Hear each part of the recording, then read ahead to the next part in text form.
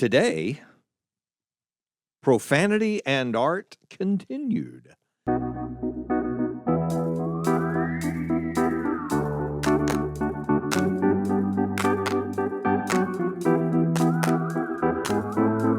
Welcome to Coffee with Creamer, where you get to sit down with our host, Dr. Barry Creamer, for a conversation about faith, life, and culture. We'll look at old ideas through a new lens, turn those culture wars on their head, and paint a picture of the way things could be. If you like your thinking deep and your coffee hot, pull up a chair. You're in the right place.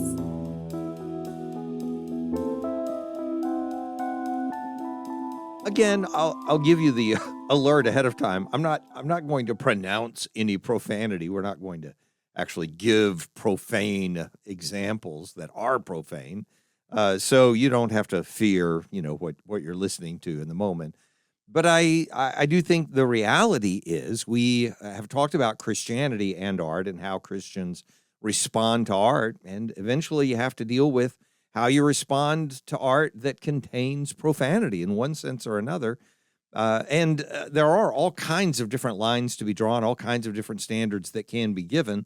So acknowledging that up front, you're just going to run into it. And so I want us to have a good way of understanding it. So we spent a little time using humor because humor has an inherent relationship with profanity. It's not inherently necessary that to be funny, you have to be profane. That's not the case. But it is the case that profanity has a built-in relationship with certain forms of humor and certain ways of getting to humor. So you can listen to the previous episode and hear why that is and why it's important. But I brought up humor as the illustration and then want to use art as the bridge between, because when we get to the discussion about profanity, I think it'll make more sense in the light of understanding that what profanity accomplishes often for us is exactly the same thing that humor accomplishes for us in different ways. Obviously, humor working through humor. That's different than profanity working through being provocative of its own accord. It doesn't matter whether it's funny or not. Sometimes it's funny, sometimes it's not. But it's still accomplishing the same thing that the funny form accomplishes. So that's what I want us to get to. On the way there, we were using art as this bridge in the middle because one of the things art necessarily does, and necessarily by that I mean it's in its nature to do this. Art is bringing us to the edge of the things that we experience in the same way humor does, and in the same way, as we're going to discuss it, profanity does. So because art is taking us where we wouldn't go on our own or where we couldn't go on our own, I just want to make sure we understand what we mean by that. And so we talked about the ends of drama and art in these forms of drama and comedy, for instance, and I'm just using those as the examples in terms of performance types of art. But whether it's drama and comedy and narrative or in paintings or in whatever it is that you're encountering, we talked about the end goal of that being sometimes escape, sometimes provocation, sometimes other things. But now the means is what we're at. And, whatever kind of art you're looking at does in order to get you to that place of escape or to get you to that place where you're contemplating things that you wouldn't normally want to think about and so on. And one of the means, and I mentioned these briefly before, just giving sort of a list, is sensationalism. There is a form, there are all kinds of forms of art that rely on overwhelming the sensors that you have. And it might be sight or smell or taste or touch or any of them. And you've probably at least heard of displays in museums that involve textures, for instance, and you put your fingers on something in order to encounter it and see what it's like. And in fact, even in some natural museums, that's the method of getting people to interact with certain substances. Well, you need to feel this, see what it's like. And that actually, of its own accord, has an aesthetic value to it, even in those natural museums. That's not the point here, but the point here is to say some forms of art are getting you where you wouldn't normally go by giving you an intolerable amount of data for your sense receptors, right? So overwhelming your sensors. And if you want to think of illustrations of how that happens, probably the easiest and most obvious is musical concerts. And I don't mean by that normally a classical musical concert, although sometimes those can be a little overwhelming. But I mean, when you go to a concert with rock or pop music or whatever, it is, and I've only been to one. Well, I've been to a few since then in smaller venues for other reasons, like date night and stuff like that. But I mean, going to a concert, in a big stadium or a whatever. I've been to one of those, and I mean, I know my experience wasn't unique. I know because everybody's deaf the day after they go to a concert. It is crushing. It is bone shattering kind of sound. And part of the purpose of that is to drown out every other sensory input. You are going to hear this and nothing else. And that's a part of the escapist nature of the aesthetic value of that thing that you're encountering. Now, I know for some people it's not appealing at all, and for some people at church, their music is that way as well. I mean, the church music is loud and it's intended to match the concert thing, and it becomes part of that curtain that you put around your congregation to separate them from all the other distractions that might get their attention. I mean, whether you like that or don't like it, I mean, that's part of what's going on with it in some church settings. They're using that technique. The same thing with, and I haven't been to one of these, there are several different versions of this.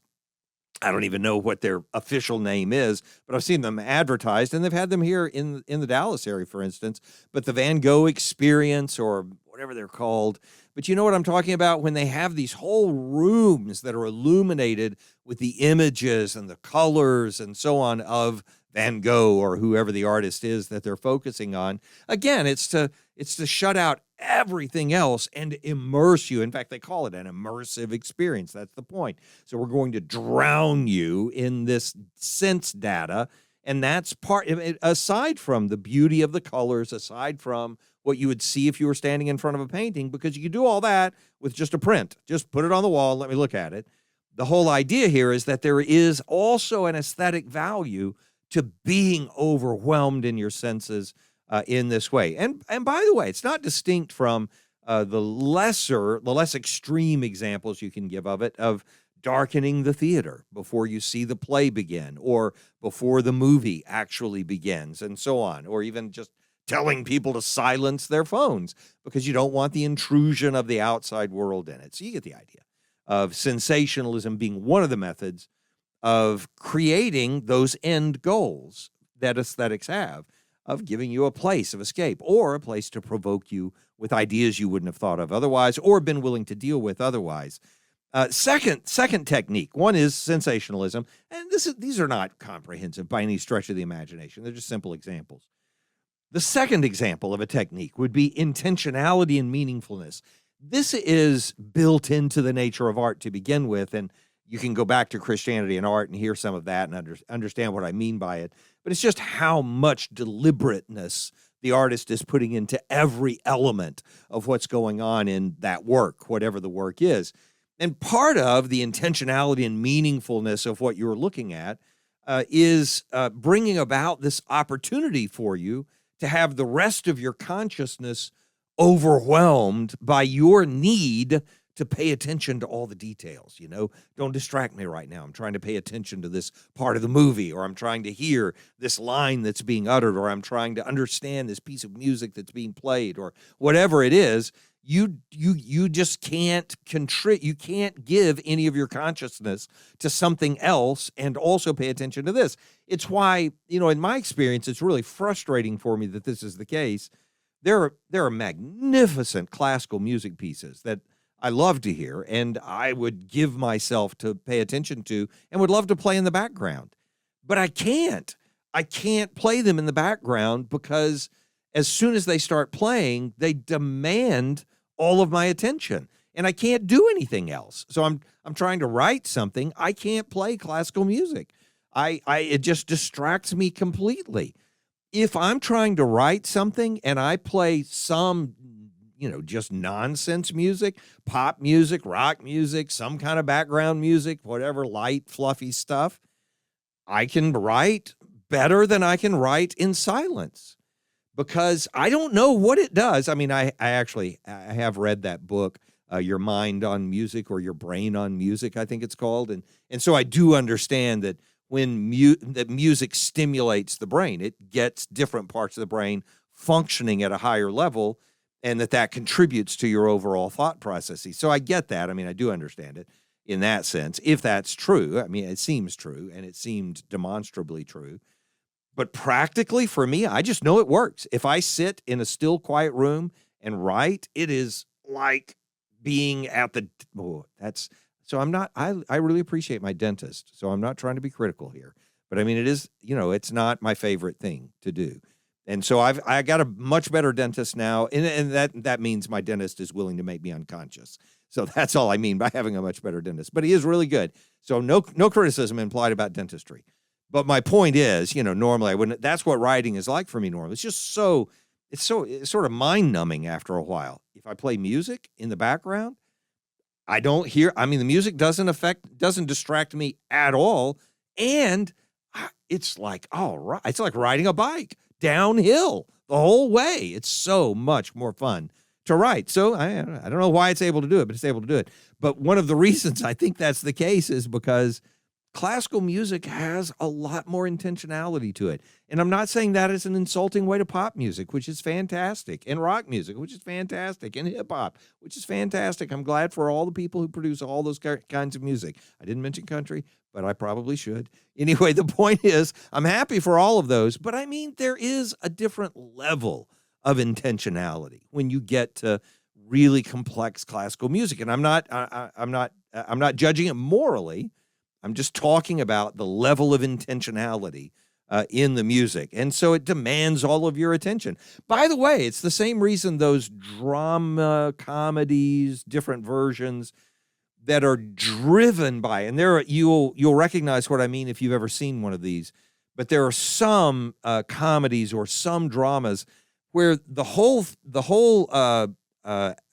event is driven by this rapid fire repartee that's going on between the characters. It's so fast, it's almost impossible to keep up with, but that's part of the aesthetic value, that your mind is inherently completely absorbed in just catching all the little nuances and puns of the interactions that are going on in that interchange. And by the way, it's the same reason that images like the Mona Lisa are so obviously appealing and beautiful and magnificent and so on. But, the term that goes with the Mona Lisa, the whole point of it is, why on earth is this so perfect as a painting? What is it about it? The enigmatic nature of that smile, for instance, on the Mona Lisa is part of what's built into it, because you look at it and you can study it, and people have studied it for centuries now in order to figure out what's going on that makes this so perfect. And you can explain it in so many different details. There are so many different ways you can understand it, but all of those different ways are an invitation to pay attention uniquely to this. Even with that enigmatic smile, knowing that if you stare right at it, it looks one way, and if you look a little off to the side, it looks completely different, and that Leonardo da Vinci probably painted it on purpose to do that, because he understood that you see different things with your peripheral vision than you see with your direct vision. That kind of intentionality automatically draws you out of the mundane world that's just driving you crazy and allows you to focus on something different. That's part of one of the means of art for dragging you into these provocations or toward an escape from the world where you're dealing with everything else.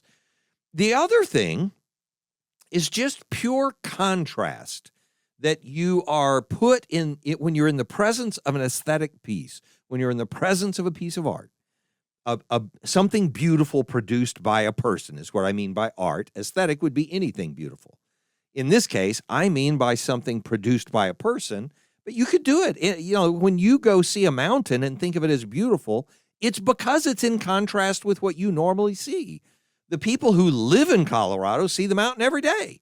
You're like, have you seen Pagosa Peak? And they're like, yeah, whatever. It's not a big deal to them. It's a huge deal because of the contrast.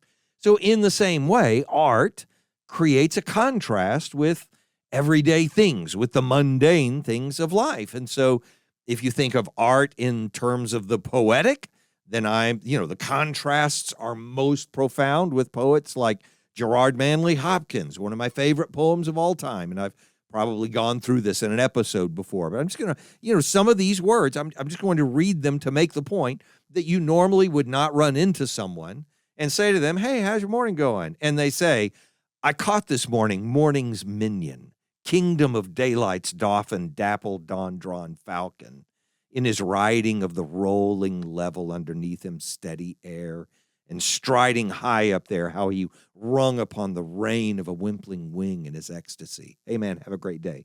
It's just not the contrast. Now, obviously, it's not just a contrast. It's not just mumbo jumbo. It's perfectly intentionally ordered contrast with the average things that we would normally say.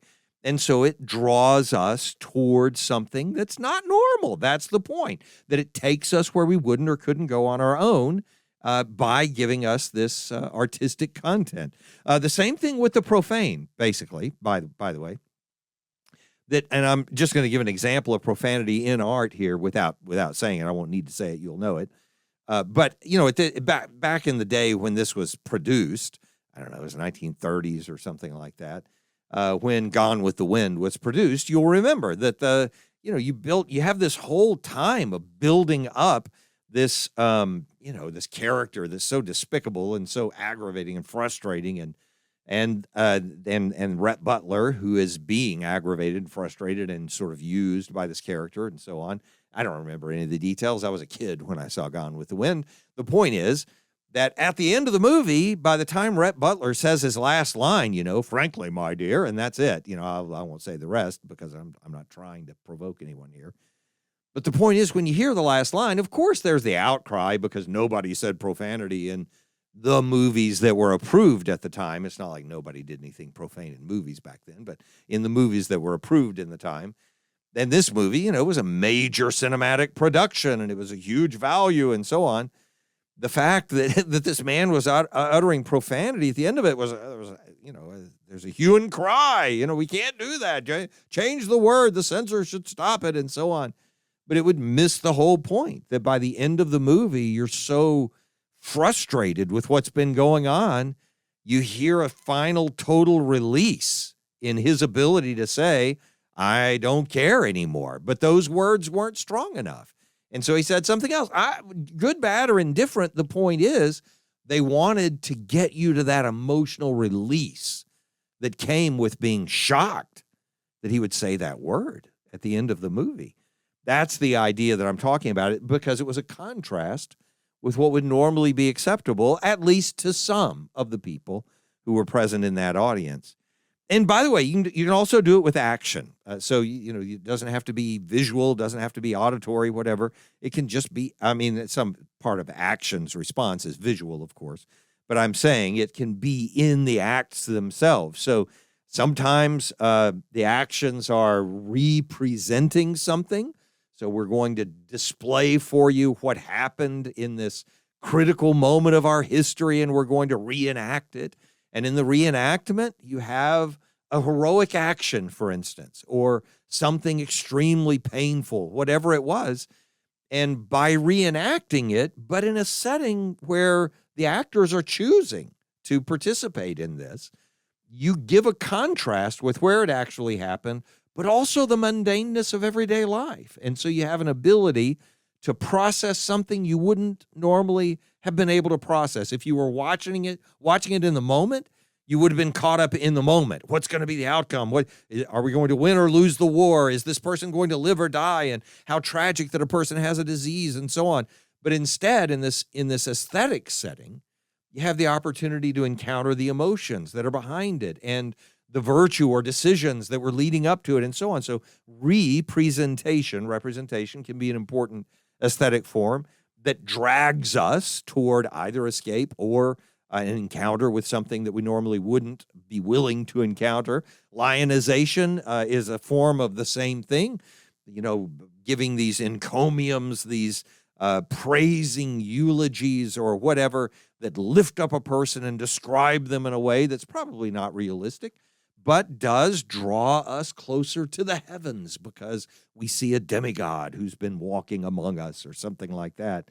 And also, by the way, humanization, taking a person who's been so far removed in our imagination from the reality of everyday life that we bring them back down to an incarnation and a point where we actually can encounter them. I'd love to talk about all of these in much greater detail, but the point is to move on to profanity in just a second. Choreography and order can do the same thing, by the way, because when people are planning their movements in the moment, they don't turn out perfectly. Even a Jackie Chan can't climb every set of walls that he encounters on the first try, but in a movie, he can. And then it's beautiful. Anyway, and then it also is true with sexuality. And here's the thing here's the reason I want to mention it. And this doesn't go, again, you don't have to be nervous about this. It's not going to take you anywhere uncomfortable. I'm not using profanity to provoke you today. I'm just talking about how people can. But with sexuality in particular, you do have the opportunity, and I'm not even, this one's not even a profane example. There's nothing profane in the example at all. Because the point here is not profanity, it's art. Why does art so often brush up against the question or issue or opportunity for intimacy or sexuality? And the reason is because of the contrast between that and so much of the rest of life. There is no higher expression. There's no deeper, more sincere possible expression of human intimacy. I mean, it's just part of the reality of life. It's why marriage is what it is and all that kind of stuff. So when you encounter these references to sexuality, to an intimate relationship between people, it can be just cheap. We'll talk about that in the profanity section in a minute. But it also can just be a way for the artists to say, this is not something you can skip past. This is one of the most important moments of life. And one of the greatest pieces of writing I know of in any form, anywhere, is in T.S. Eliot's Love Song of J. Alfred Prufrock, when he says, after all of this buildup, and it's considerable, of a person trying to decide whether they're going to go do anything or not, and whether that person is actually going to, for instance, go on a date or not, and they never do in reality in the poem. But imagining that they might, they say this, would it have been worth, this is what T.S. Eliot says in this, I think, most profound line, would it have been worth, it's more than one line, but most profound little section, would it have been worthwhile if one, and again, get the nuance, and I'll let you sense the subtlety of it, but the pain at the end is just unbearable if you think about what it means. Would it have been worthwhile, because this is a person who feels so isolated, would it have been worthwhile if one, settling a pillow or throwing off a shawl and turning toward the window, should say, that is not it at all. That is not what I meant at all. Now, again, I'll read it to you one more time just so you can process what it's saying.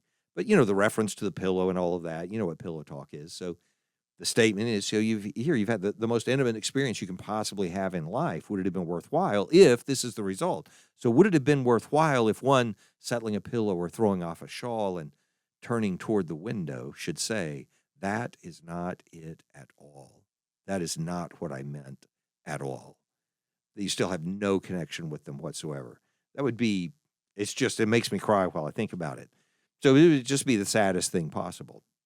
Okay, so you get the idea of how all these different methods in art are trying to take us to a place we wouldn't normally have gone. One as an opportunity for escape, but another as an opportunity for provocation to think about things we might not have thought of otherwise.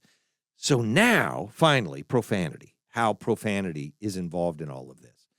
So what profanity does, and now that we've talked about humor and art, I think I can run through this pretty quickly and make sense of it. Actually, I'm looking at my notes and thinking, oh my goodness, well, so I think I can. I think we can do this. We're going to give it a try. So profanity, so first of all, just like humor, it confronts us with things that are unacceptable. And so, and this is just generally true because, I mean, it's profane because it's unacceptable, right? We mean the same thing by those two concepts. So it's unacceptable. It's profane. This is not allowable. And so in general, profanity is valuable. And I haven't talked about why it's valuable yet, but you can tell why, because I'm saying it's going to drag a person to where they wouldn't normally have gone. That doesn't mean I think you should pursue it. This is not a statement about whether we should value using it or not. This is not about that. We wouldn't use it. The question is, when we're confronted with it, what are we supposed to do with it?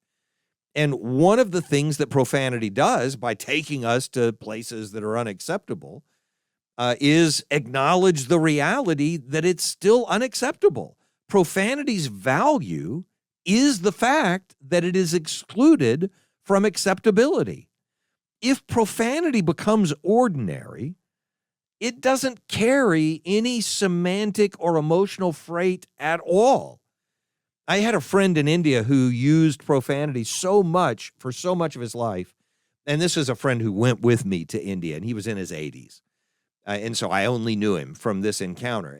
But we talked about this explicitly because he used a word. He used the word for, HE double toothpicks, right? So I told you I wouldn't use any profanity at all. So I'm not using any. I'm not even referring to the place. It's just that profane word that people say sometimes, And he had used it as profanity so much that it just became part of his flow of speech. And so in the same way, you or I would say the word well between words or between phrases. Well, he's going to go and, he did it with that word instead of well. And he did it all the time. And he didn't mean anything by it. He was smiling and happy and friendly and cooperative and constantly cursing in everybody else's ears. But in his mind, he wasn't doing it at all.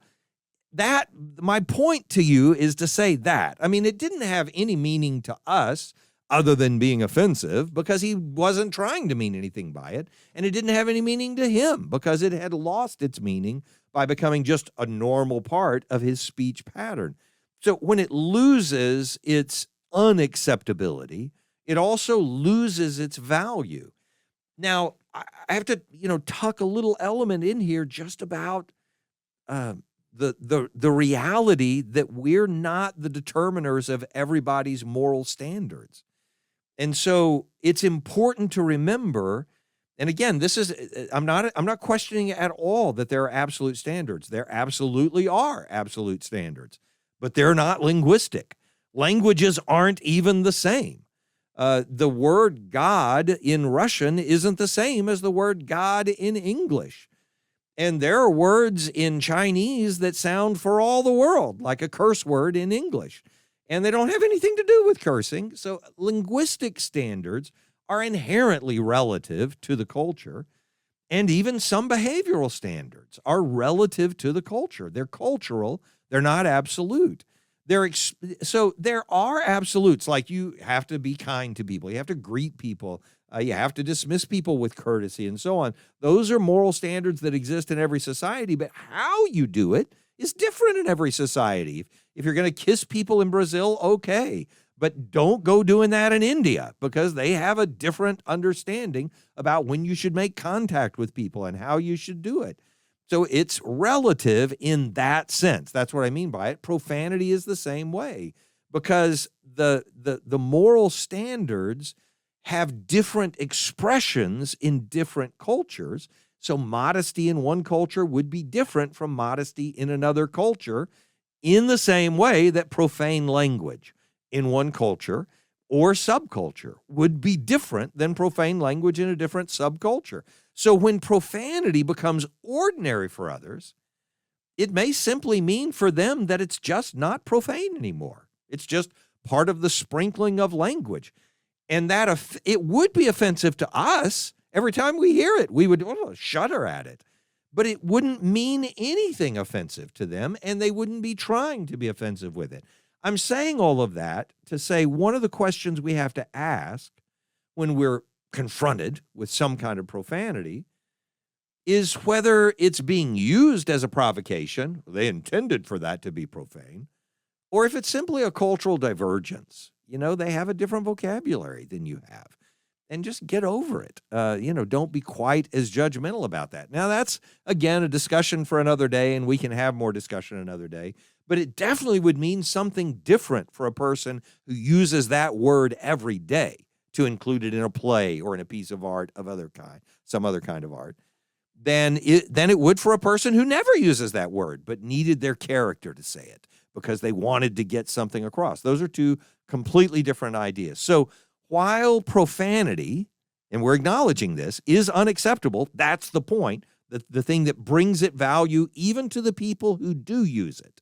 Not us, we're not using it, but to the people who do use it, the value it brings is that it's unacceptable, that it provokes a response in the people who don't accept it. So while it's unacceptable, it still has the ability to shock the apathetic. A lot of us are that before we're dragged into what we need to think about, to drag the apathetic out of their stupor. So even for non-believers, profanity's use, has to be selective in order for it to be effective. If it's everywhere, then it's no longer recognized as something provocative. It's just the norm, and it's no longer valuable. This is, if I had a lot more time, we would talk about this for a few minutes. It's exactly parallel, and it's built into the nature of the sacred center that I have talked about with you before on previous episodes, and then the profane outer realm. So the sacred center is something that shows up in literature and in the way we think about the world. The home is a sacred center. A synagogue or a church or a chapel or a steeple is a sacred center. It's the thing that you're drawn to and where you find safety and order and things are right. We think of the Garden of Eden as a sacred center. All of those are sacred. The things that are outside of it, those are profane. They're dangerous. They're uncertain. They're chaotic. They are, needing to be under the realm of control and order and God, but they're not. And now, of course, I know God is over all things. I'm saying in the Old Testament sense, the way Jonah would have thought of going to the Mediterranean as a way of escaping God's presence, realizing the stupidity of that later. All of that kind of thinking is about a sacred center and the outer bounds. So if you're at the sacred center, you're just sitting at the table having a meal with your family.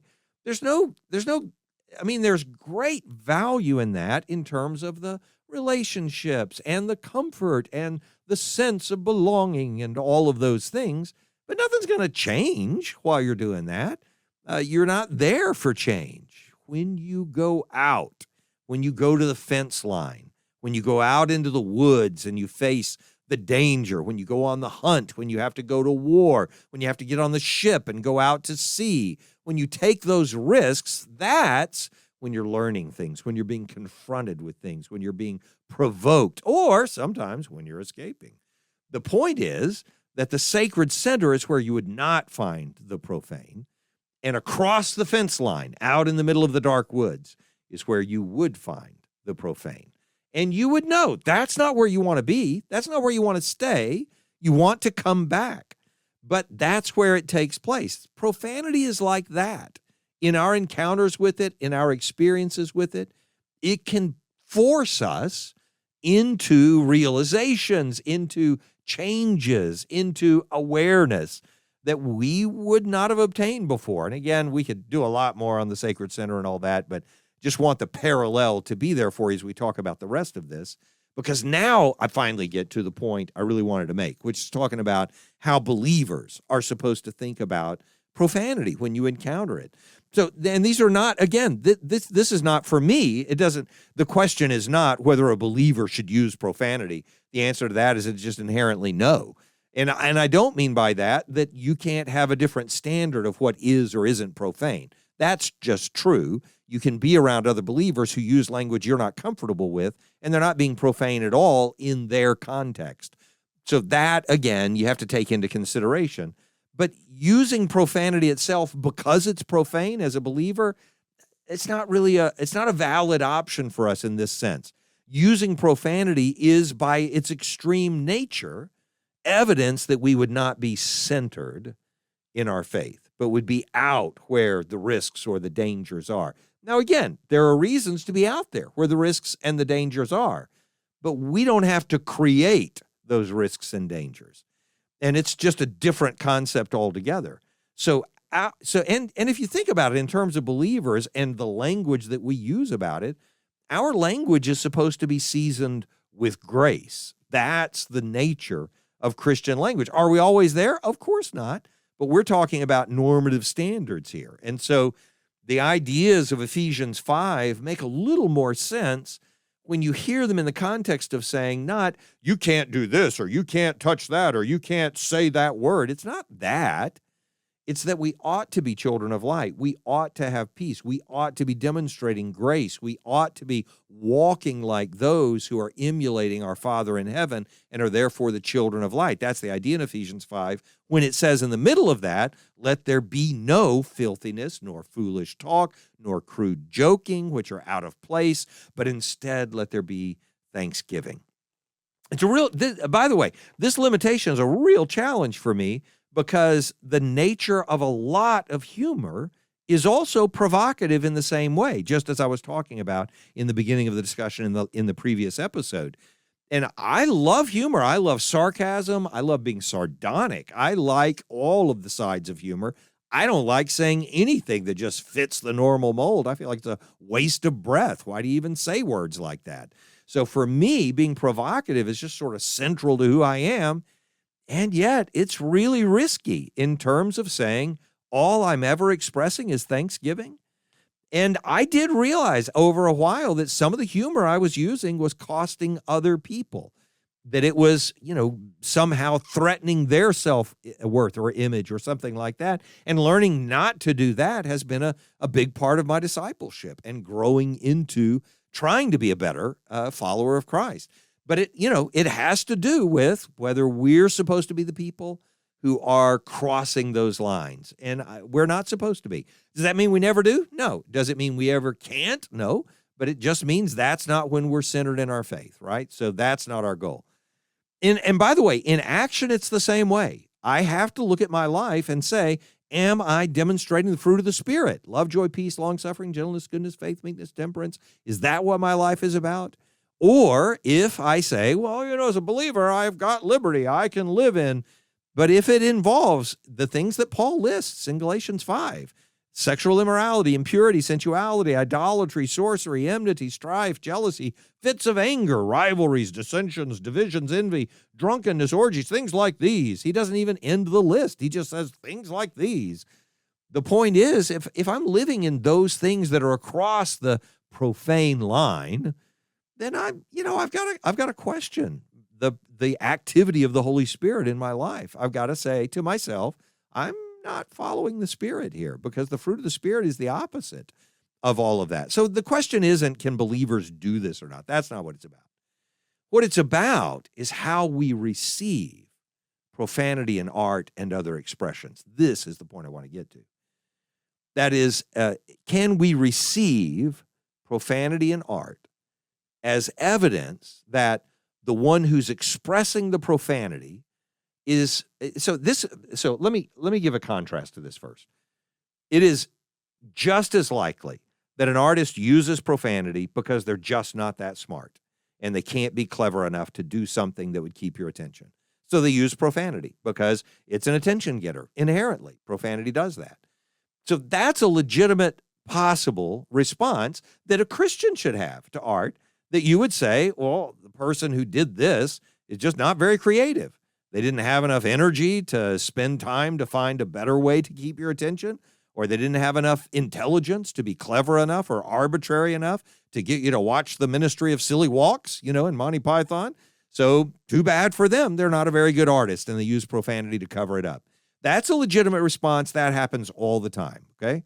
So that I don't mind that judgment at all. As a non-believer, a person who's evaluating art can say that. And so we're not being puritanical by doing that. We're just looking at it and saying, come on, do better than that. You can be smarter than that. But the other option is that we encounter profanity in art and realize that the one who's expressing the profanity is approaching a subject matter that is too eccentric. It's too offensive. It's too grave. It's too incomprehensible to be described within our comfortable boundaries. Again, I'll give an illustration I've given before, but so the idea that someone would produce a movie about the Holocaust and have some character say, "Oh, those," and use a euphemism in the actual movie, use a euphemism instead of, a genuine expression of human exhaustion and frustration with evil in the world, and say, "Oh, that gosh darn Holocaust," nobody's going to do that. The Holocaust, and I'm not saying a believer would express this in their faith and in the Spirit, but I am saying a believer could respond to someone using profanity to explain some of the worst events in human history and say, I see how hurt that person would have been, and how empty, how lost they would have felt. And sincerely, how much worse is it really for a person to have used some term that offends our sensitivities than for the psalmist at times to say to God, "Are you sleeping? Wake up." Why would we think that this form of profanity that offends our sensitivities is worse than that? And the other is in Scripture as something the people of God are supposed to have in their back pocket as a song to bring up to God when they feel those things. So you see the point I'm making. It is possible. Now, it's not always the case. Again, it's certainly not always justified, but it's certainly possible that a legitimate artist could be using profanity to provoke, and in fact, they could be provoking across cultural lines the very people who are too complacent to recognize the pain that their subculture is going through. And in this particular case, I'm thinking of a person like Dave Chappelle. I mean, if you hear some of the things that are said, it is intentionally provocative. It's why some of the profanity of action in people like a Willie Nelson, where pot is a big part of what's going on in their life. I don't have any respect for that. I'm not advocating that that's okay or anything like it. And part of it is just people like to get high and they want to do selfish things. I'm not discounting that. But also part of it is saying, you people who have your standards so high have no grasp of what's really valuable in life. And so you can live your lives over there, but we're going to celebrate our culture over here in a different way. And we're going to try to use it to provoke you with what you would think is profane. That's sometimes what they're doing. And again, I'm not justifying the behavior. I'm saying we could hear the pain or the emptiness or the critique that's in that artist's statements instead of just dismissing it. Oh, well, that's just such a loser. And again, there are plenty of losers who use profanity. So there are opportunities for doing that. But there is also this other side of provoking us or dragging us where we would not have gone otherwise. So when we're presented with material that we find offensive, here are the basic things that I would give you. Just a little short conclusion to the matter. One, I think we have to remind ourselves of who we're supposed to be like. So are we supposed to be, and think of this in terms of the story of the woman taken in adultery. The question is, are we supposed to be, or are we standing with the accusers? We're pointing a condemning finger at a guilty person, and they are guilty. I mean, the reason the language they're using is offensive is because it's offensive. It is offensive, and they're using it, so they're guilty. We can point our finger at the adulterous woman and say, she's guilty. What are you going to do about this, Jesus? Are we standing with them, or are we standing next to Jesus, extending grace to a woman who really is guilty? Again, not justifying the behavior, but extending grace to the woman who really is guilty and sending her on her way while giving Jesus does this, gives his only condemnation in that entire story to the religious leaders who were right, by the way. She was wrong because they couldn't see past the condemnation into the person that they were condemning. That's the trick. That's what I'm talking about. It's not saying, oh, profanity's fine. We should be okay with profanity. Can we see past the condemnation that we want to give about the profanity to the person who was drawn toward that profanity, who felt compelled to express that profanity? And again, I'm talking about in those cases where it is provoking us to think what we would not have thought otherwise. And so I'm hoping that the choice of where we ought to stand is as obvious as the fact that we're not very often standing there. We're so offended by the profanity, we just cut it out. We just cut the person out, we ignore the person, just pronounce the judgment. We can use confrontations with this kind of material to change sides, to stand a little further from self-congratulatory religion and judgment, and a little closer to the condemned, and therefore a little closer to Jesus. Thanks for joining us for Coffee with Creamer. Your cup of coffee may be finished, but we are not. Come back next week for a refill as we sit down to examine a new set of ideas and cultural issues. Don't miss an episode. Subscribe wherever you get your podcasts or visit our website at barrycreamer.com. Until next time, keep your mug hot and your mind sharp.